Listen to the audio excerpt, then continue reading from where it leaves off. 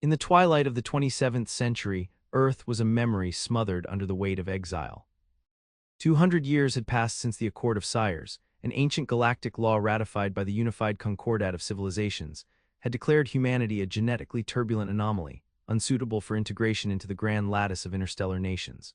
The term Earth bloodlines became synonymous with instability, unpredictable mutations, and a willful defiance of biological protocol. They were too adaptive, too chaotic, too unbound. And so humanity was cast out, forbidden to establish colonies beyond Sol, quarantined behind a ring of observation satellites and automated warning beacons. That was before the plague. The Narthani people of Syria Prime were the first to show symptoms. Elegant, bioluminescent beings of glassy chitin and neural latticework, the Narthani were the keepers of medical sanctums that had cured 24 interstellar pandemics. They succumbed in hours: neural collapse, tissue crystallization, final brain flesh. Every recorded autopsy yielded no anomalies until the alien pathogen spread to the Alaria of the Fog Moons, then the Charan kinship fleets, then the Bravhani Empresteins.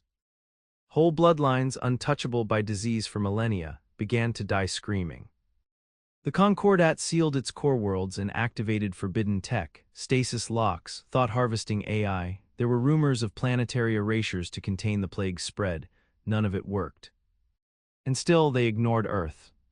Even when desperate, the Xenocasts remembered how the humans had burned through their own gene lines with unrestrained biohacking, how their martyrs had shattered galactic embargoes just to explore unstable worm space, how they'd terraformed rogue planets and survived stellar flares in improvised metal coffins. They remembered the coup of Sargant-12, when a human diplomat weaponized language itself against a telepathic council. No one wanted that madness loose in a galaxy already unraveling. But the plague didn't care about memory. Among the scattered remnants of human civilization, one station had survived the centuries of exile with its soul intact, Hartsing Station. Hidden within the Uit Vale, surrounded by repurposed cometary debris and ancient stealth fields, it was more myth than reality. It was there that Dr. Ilian Varric lived. Varric had been born during the Orion Singularity Riots, a time when humans fought over the right to trade data with machines that no longer spoke in human terms. He was quiet, unremarkable, a low-tier xenopathologist trained in pre-concordat disease theory, but unlike others, he had not forgotten the old stories. The whispers of touch-based diagnostics, of healers who used intuition, not sterile neural feeds. He studied everything the concordat banned, and he listened. He listened to the stars. It was during a maintenance cycle, while he was reconfiguring a broken hydroponics bed, that the signal came. A transmission encoded in frequencies used only by the galactic dead, fragmented, corrupted, desperate. "Please, they say you still remember how to feel." Varric froze. The signal was Narthani. 2 parsecs away, Syria Prime was already a tomb. The Narthani Council had not approved the message. In fact, it was the last act of one being, Archivist Alaris, who had defied quarantine to send a plea to myth. She was the last uninfected on the planet, or so she believed, secluded within a cathedral of harmonic memory caches deep beneath the mountains of Arevhul. Her skin glowed dimly now, not with life but with the early pulses of infection. Still, she kept broadcasting. She had heard of Earth's madness, of its crimes, yes, but also its defiance of the natural order, and perhaps that was what was needed now. She embedded coordinates into the signal. She risked planetary judgment. She did not expect an answer. But Varric answered. He came not in a fleet or a hospital ship, but in a battered Explorer-class relic retrofitted with quantum shields and a fold drive that barely worked. He didn't bring an army of medics, just his hands, a neural spike recorder, and an ancient box labeled Samaritan Protocols, Alpha Case Archive. He landed outside Arevhul's perimeter 10 hours later. The Narthani drones scanned him. His ship was organic metal hybrid, not banned, just forgotten. His DNA was a spiral of anomalies untestable by their algorithms. He was not supposed to be here. He walked through the quarantine field without resistance. Ilaris met him beneath the twin arches of the memory vault. Her glow was dim, her limbs trembling as the infection crept inward. Her voice faltered as she spoke in multi-layered harmonic speech. "You touch, you are not shielded." Varric stepped forward and pressed his bare palm to her arm, where the infection had bloomed like frost. Her mind erupted with images. He showed her visions not of cures but of response, of immune systems that rewrote themselves mid-infection, of genetic chaos that bred salvation. He showed her the history of Earth's forgotten healers, those who adapted faster than viruses, who taught their cells to listen. She wept. And then something impossible happened. Her glow brightened. It wasn't instant, it wasn't even clear, but over the next 4 hours her neural lattice shifted. Varric's touch had carried dormant epigenetic instructions and impossibility under concordat biology, but humanity's genome was never bound by those laws. The plague paused, then receded. News traveled faster than ships. Within 3 standard days, the signal was intercepted by a Bravhani orbital priesthood. By the 5th, a Charan death navigator rerouted his fleet toward Sol. By the 7th, Concordat High Lord Sengkoaden called an emergency session of the Prime Directive Council, breaking centuries of legal precedent to utter a name he had forbidden his own offspring from learning. Human. And suddenly, Earth was no longer irrelevant. It was dangerous. And necessary. But not everyone welcomed salvation from outcasts. Not when power was built on Earth's absence. Varric stayed with Alaris as she slowly recovered. She studied his genome with awe, recorded his every word, and relayed it to select allies. He taught her about microtemporal immune response, a theory that relied on time-sensitive folding proteins and neurological empathy. Her society had no framework for such things, but she felt them. She saw healing happen in ways their machines could not replicate. Still, resistance brewed. Above Syria Prime, a fleet from the Panelysian Protectorate entered low orbit without warning. They transmitted an ultimatum. Surrender the human, anomalous interference will be neutralized. They called him a vector, a wildcard, a breach. They feared not the plague but the cure. Alaris did not respond. Instead, she stood beside Varric and activated the old planetary defense grid. Once ceremonial, now deadly, she aligned it not to fire but to broadcast an act of open rebellion. She amplified Varric's data, pushed it past the jammers, sent it to the stars. And across dozens of infected worlds, beings with no hope heard whispers of a human. A healer. Not sterile, but true. In the dark, someone had broken the law. Someone had touched. And in that touch was the end of the plague. Or the beginning of something far more dangerous. The fleets came. Not in unison, not as a coordinated Concordat armada, but as a tide of desperation. From the scorched moons of the Bravhani, from the crumbling ringworlds of the Charan, from the drifting biospheres of the Zilitarn, ships broke containment protocols, defied regional quarantines, and veered towards Syria Prime. Not all made it through. Many were intercepted, burned in auto-defense nets, or collapsed into folded space traps set by their own governments. But enough arrived. Enough to see the impossible. The Narthani had not only stabilized, they had begun to reverse infection. And at the center of it stood Ilian Varric, a man without authority, a human without rank, teaching advanced species how to feel their sickness. He walked with his sleeves rolled up, skin exposed to alien environments, fearlessly making contact with beings who hadn't touched unfiltered matter in centuries. The first healings weren't clean. There were failures, screams, bodies that rejected his methods, but the successes grew, undeniable, unstoppable. And with each recovery, the pattern became clearer.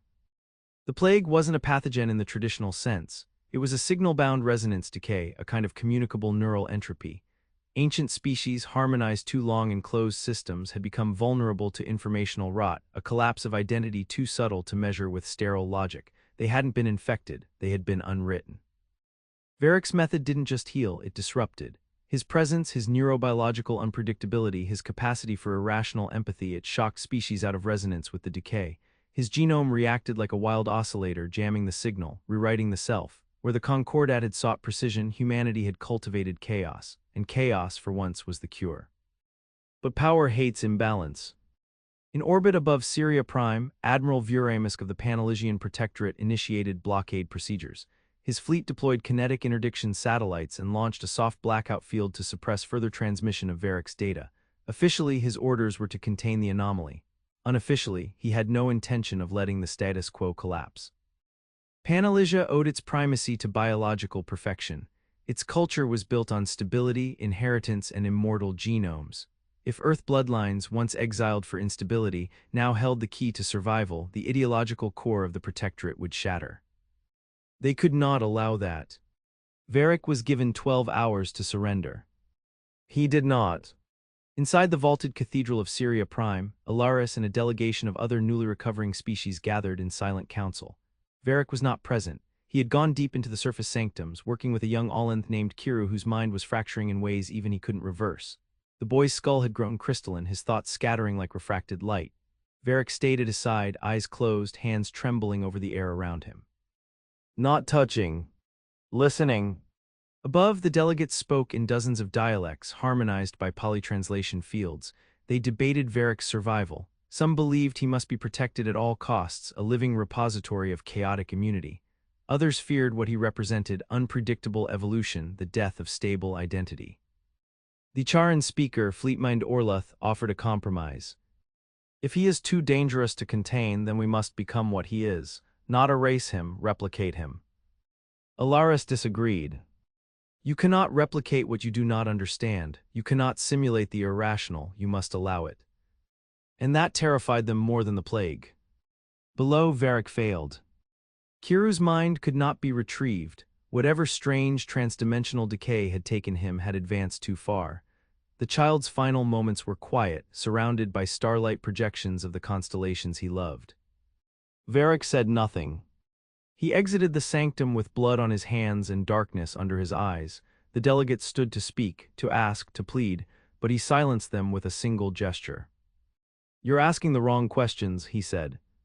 "It's not what I do, it's what I am. You've spent millennia locking your biology into safe channels. You sterilized choice. You designed your children to fit equations, but you forgot how to break. You forgot how to fail." Ilaris stepped forward. "And you think failure is strength?" "No, but surviving it is." Admiral Vuramysk struck at dawn. He ordered a kinetic lance fired at the cathedral complex, claiming it to be a surgical neutralization strike. Shields held, but the impact shattered the outer harmonics. 8 Narthani died. 3 ships attempting to land with infected passengers were atomized. Panic erupted across the planet. And Varric vanished. His ship, the Hollow Mercy, had departed on an unauthorized course toward the Lorne Expanse, an uncharted region beyond Concordat maps, long believed to be the plague's origin point. Ilaris had helped him escape, risking planetary sanctions and exile. She understood now what he did. Healing Syria Prime was not enough. He needed to find the source. He needed to understand why the plague had chosen now. Why only the ancient races were affected. Why touch mattered. And why Earth had been shunned for being exactly what the galaxy now required.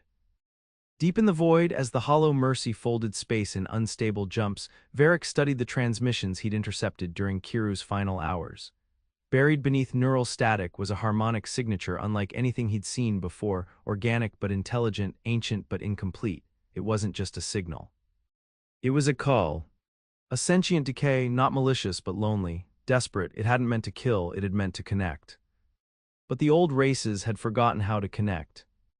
Their minds had become locked in perfect loops, unbreakable, inviolable, blind to the needs of an intelligence that operated by instinct and need.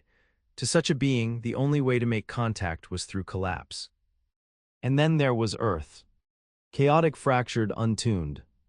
But listening, the Concordat voted in secret.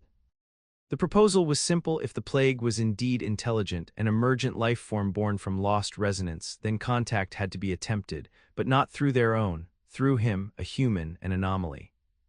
They dispatched a fleet under diplomatic codes. But Vuramysk moved first. Using Concordat override protocols, he redesignated Varric as a Class Omega aberration, kill on sight.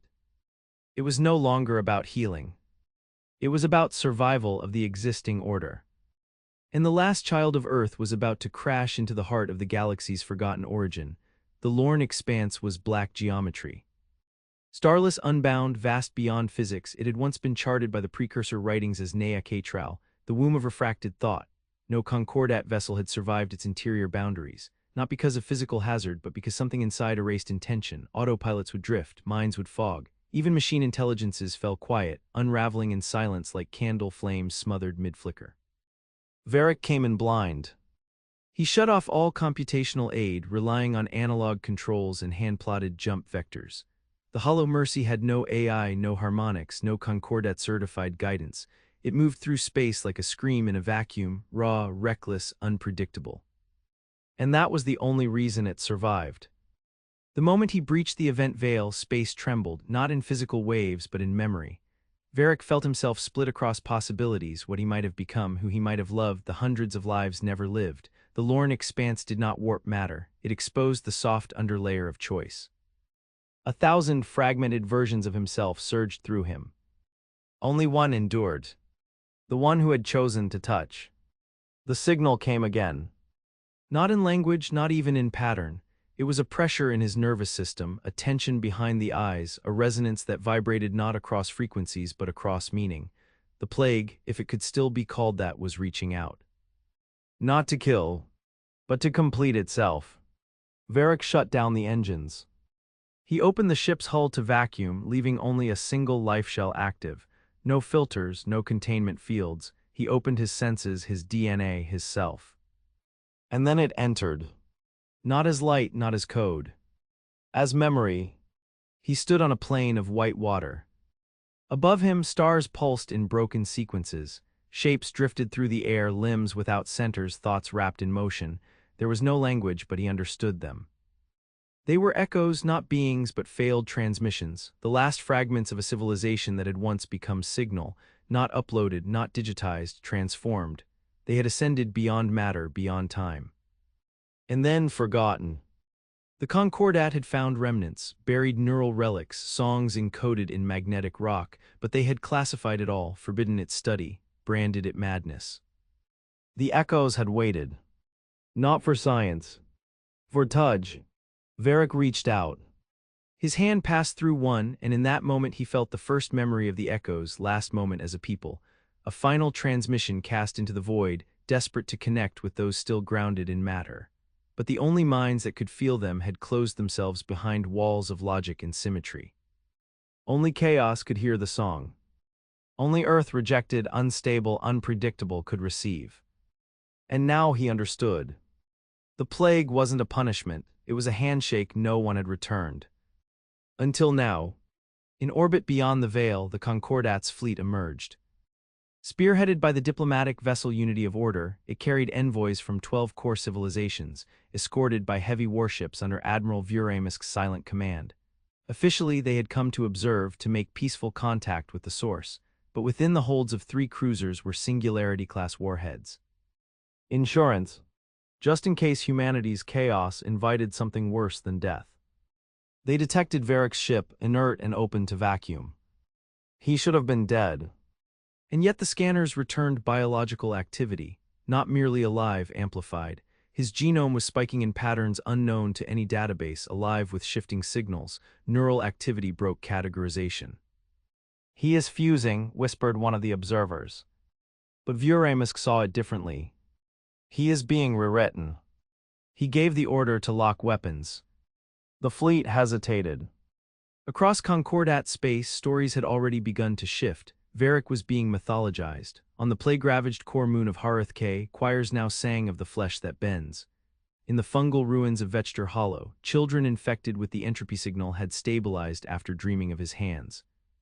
He was no longer an anomaly. He was becoming a symbol.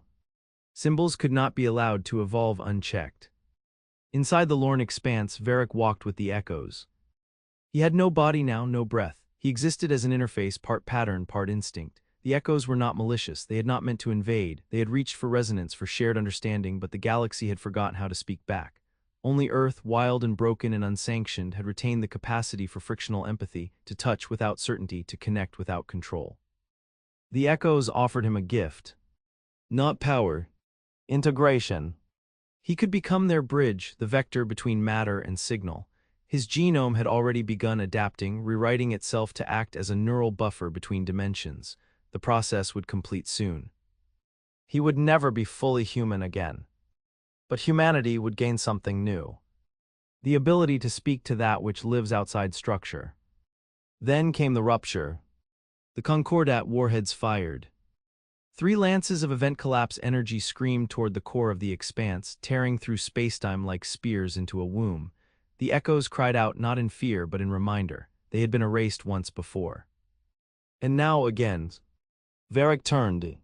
He reached back through the bond, through the ship, through himself, and caught the lances. Not with force. With signal. He altered their harmonics mid-flight, infected them with pattern-breaking frequencies. He transformed death into invitation.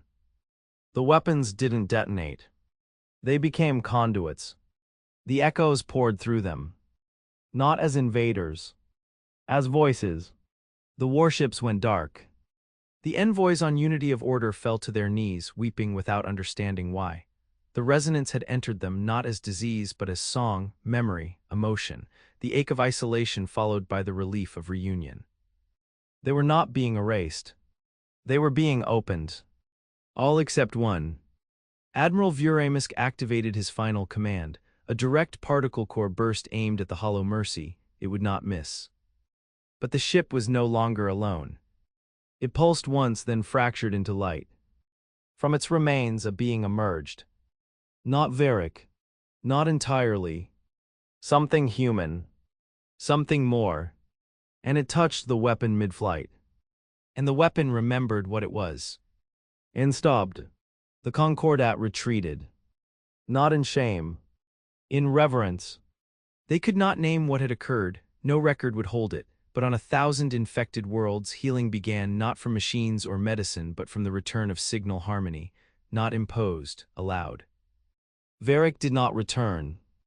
The being he had become remained in the expanse. A guardian of connection.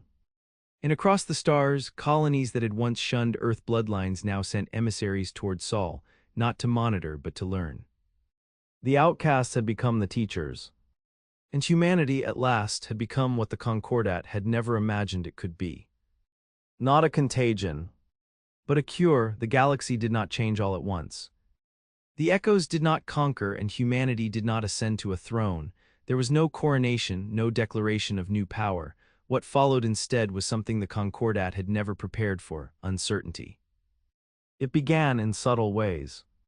On the drought-scarred plains of Sci-Fi, crops long dead sprouted again, their root systems humming with molecular harmonics no agritech could explain.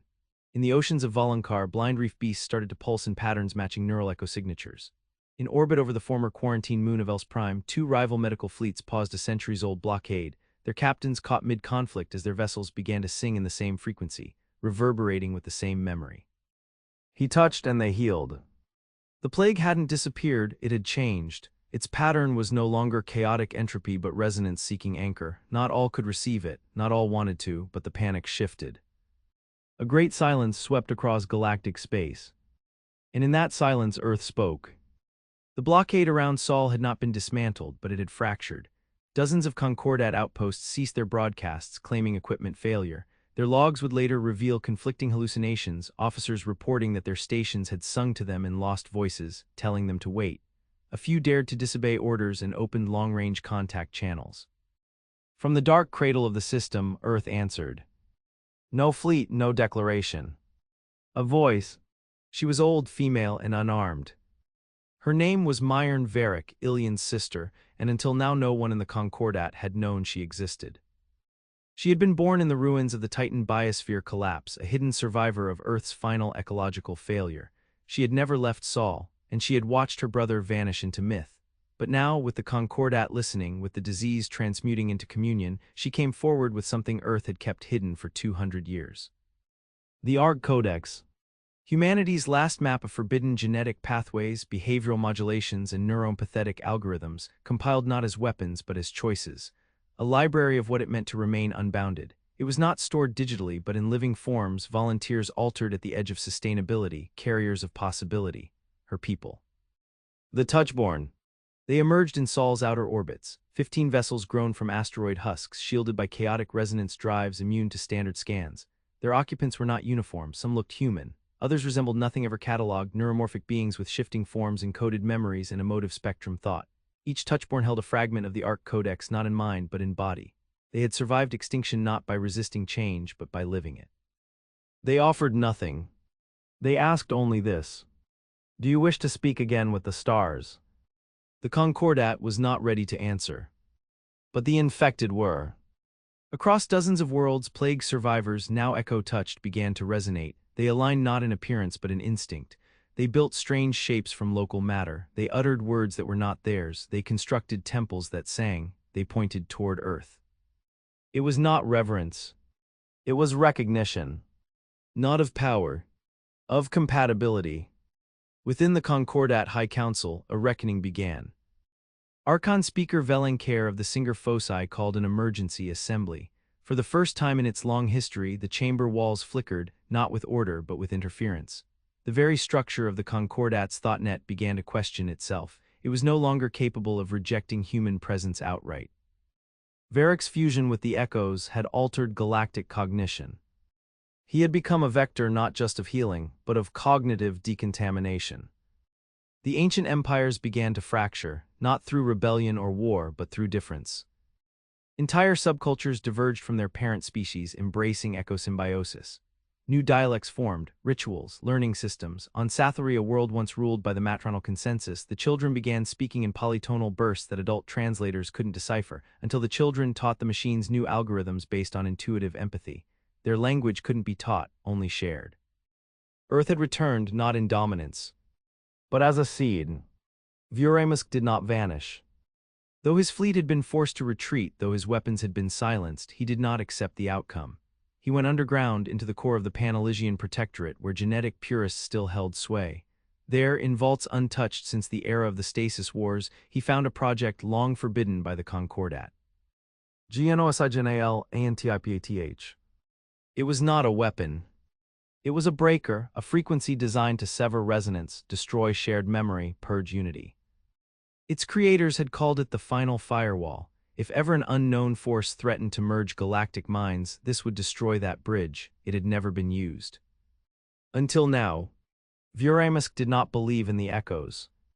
He believed in control.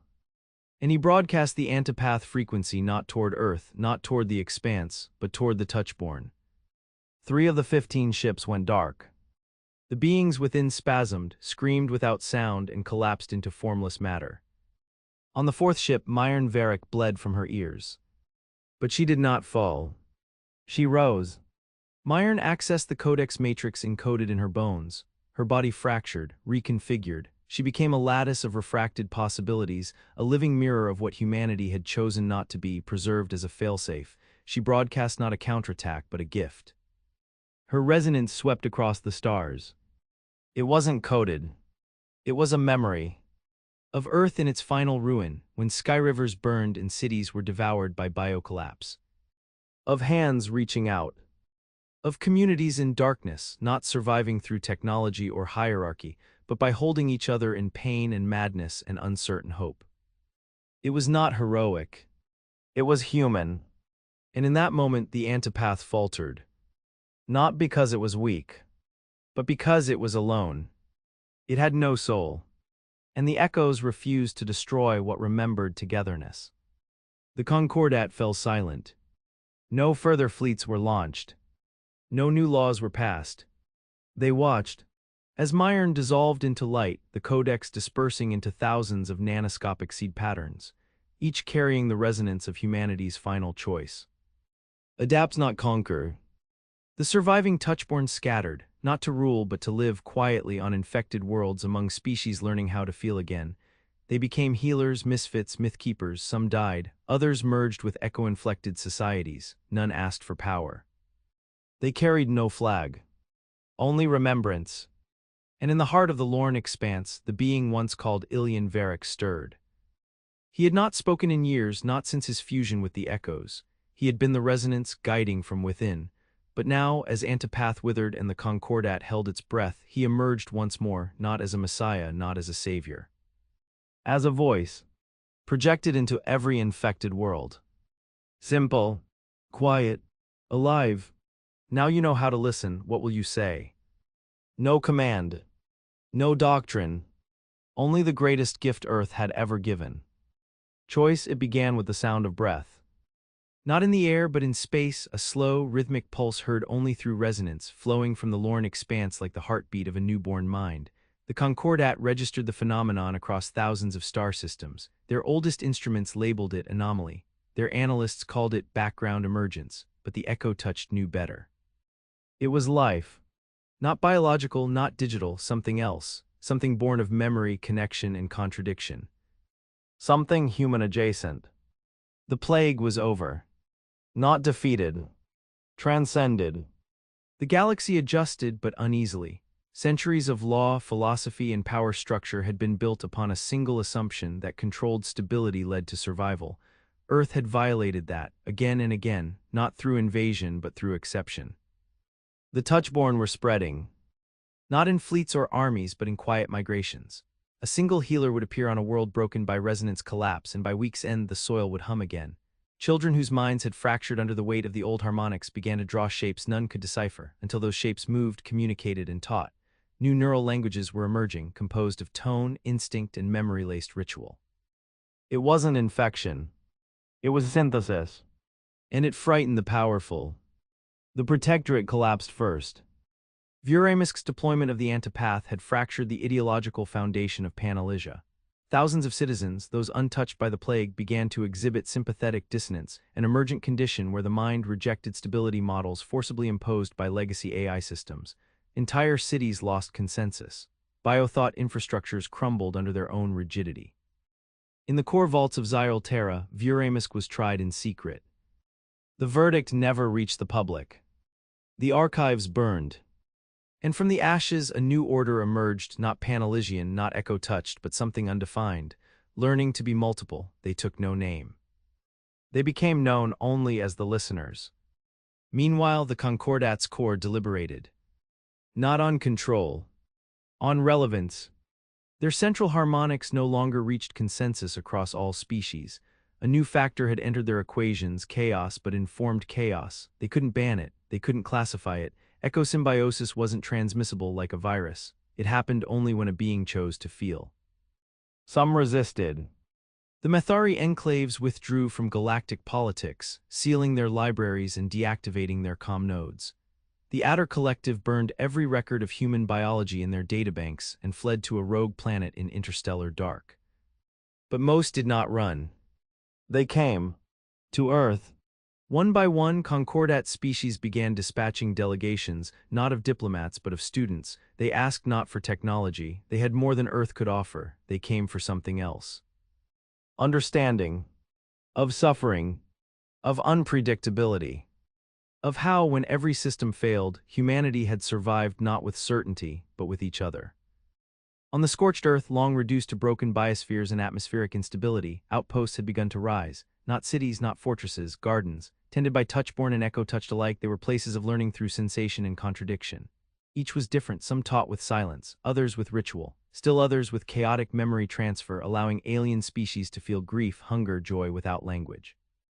And above them all floated a singular structure, the threshold. A vessel station grown from fragments of the hollow mercy, laced with echo-resonant crystal, orbiting Earth like a crown of memory. It wasn't a command center. It was a temple to the act of transformation. At its heart was a singular presence. No longer Ilian Varric. No longer human. Not fully.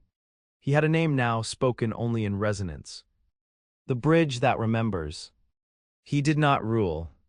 He did not speak often. But when a new delegate, born in the ruins of a dead star system and raised in the humming whispers of echoharmonics, came to him with trembling thoughts and asked, "Is it true we were wrong about you?" He answered simply, "You weren't wrong, you were unfinished." And he reached out. And the delegate understood. The echoes did not become gods.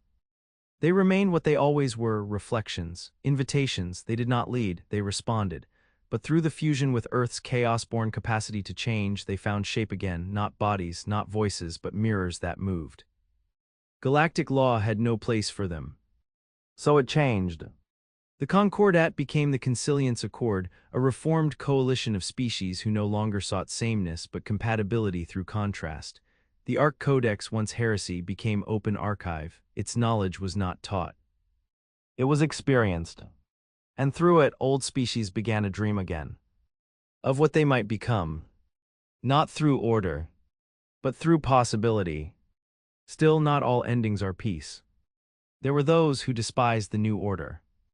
Fragments of Vuramysk's ideology survived in the outer sectors. Blacklight fleets, hiding in gravity scars, developed mimic beings, artificial parodies of the touchborn, programmed to sow dissonance through emotional manipulation. But the real resonance could not be counterfeited. Where those forgeries walked, the world recoiled. Because the echoes had taught the galaxy something Earth had always known but never named. Truth vibrates. Not in logic. In feeling. 1,000 years later, a new child is born on the low-gravity plains of Japhas Minor, far from Earth, far from the Lorne expanse. Her skin is translucent, her thoughts are webbed in resonance before she speaks. She has never seen Earth, she does not know the name Varric. But one night, as she sings to the sky in tones she cannot yet translate, something ancient stirs in orbit. A signal, not an alert, an invitation. She answers without fear. And the stars open. Humanity did not become rulers of the galaxy. They became its question, its instinct to change. Where once Earth bloodlines were seen as threat and impurity, now they are held sacred, not for perfection, but for imperfection refined into power. No longer shunned. No longer feared. Humanity is felt, not declared. In every healed child. In every new dialect of resonance. In every world that once trembled in isolation and now listens back. And in that infinite echo, Varric lives.